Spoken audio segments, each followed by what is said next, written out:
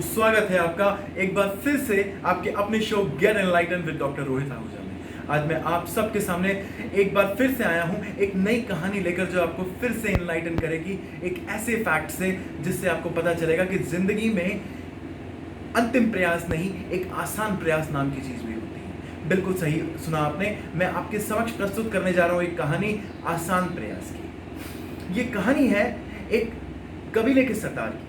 ये कहानी है 1526 ईसा पूर्व की, जहां पर बिजली का आविष्कार नहीं हुआ था।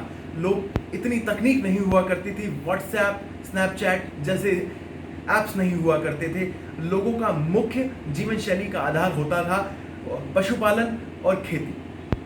ऐसे टाइम में मैं आपको कहानी जो बताने जा रहा हूं, ये कहानी है यरूशलेम की। यरूशलेम में एक बहुत जबरदस्त महान कबीला हुआ करता था। एक ऐसा कबीला जिस कबीले का सरदार का नाम पूरे विश्व में बहुत विख्यात था।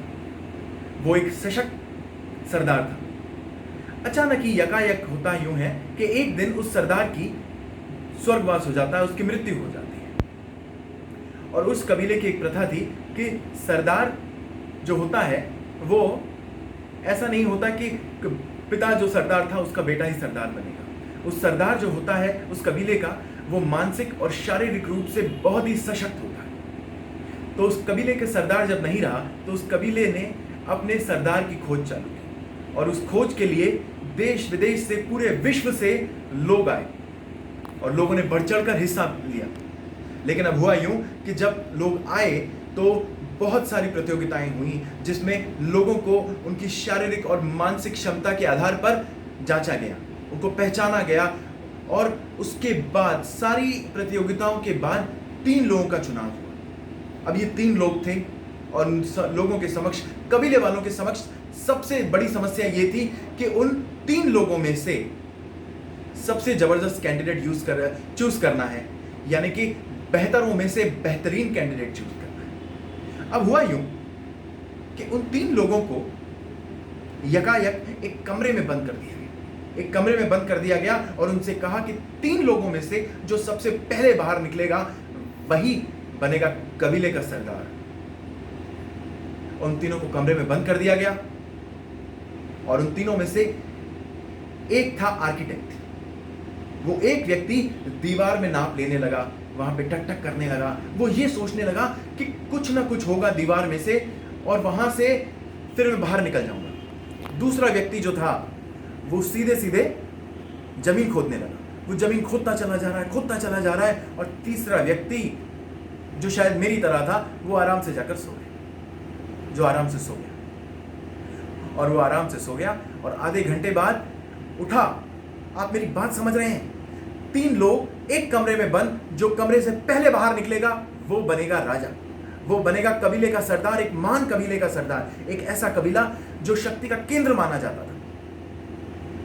एक व्यक्ति जो सो रहा है वो आधे घंटे बाद उठता है और सबसे पहले देखता है कि एक आर्किटेक्ट जो है दीवार के कोने पर चढ़ा बैठा है और वही टक टक कर रहा है, नाप रहा है, सोच रहा है कैसे बाहर निकलूं। दूसरा व्यक्ति जो जमीन खोद रहा है, खोदे जा रहा है। तीसरा व्यक्ति जो सो के उठा था अभी, वो उठता है और उन दोनों को देखता है, और दोनों को देखते हुए कहीं ना कहीं ये सोचता है कि न तो मैं आर्किटेक्ट हूं, न तो मुझे जमीन खोदनी आती, लेकिन मुझे जो आता है मैं वो करूंगा।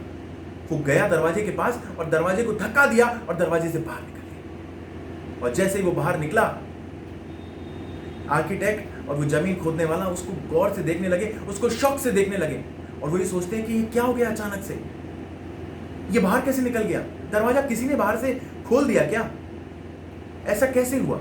और जैसे ही वो बाहर निकला, हजारों की तादाद उसे अपना सरदार मान बैठी और उसके लिए इंतजार कर रही थी कि हमारा सरदार हमें मिल गया। उसको माला पहनाई गई और उसके बाद सब लोगों ने, जिसमें वो 2 लोग भी इंक्लूड थे, आर्किटेक्ट और जमीन खोदने वाला, उन लोगों ने उससे पूछा कि तुम्हें कैसे पता पड़ा कि दरवाजा बाहर से बंद ही नहीं था।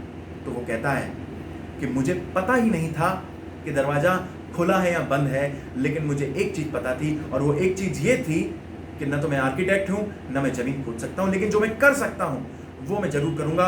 और मैं करूंगा एक आसान प्रयास जीवन में सफल होने का, एक आसान प्रयास जीवन में कुछ कर दिखाने का। एक आसान प्रयास कुछ बन जाने का। तो दोस्तों, इस कहानी से मैंने यही सीखा कि जब भी दिल करे हार मान जाए या हिम्मत टूट जाए या शरीर साथ नहीं दे, तो एक आसान प्रयास जरूर कीजिए।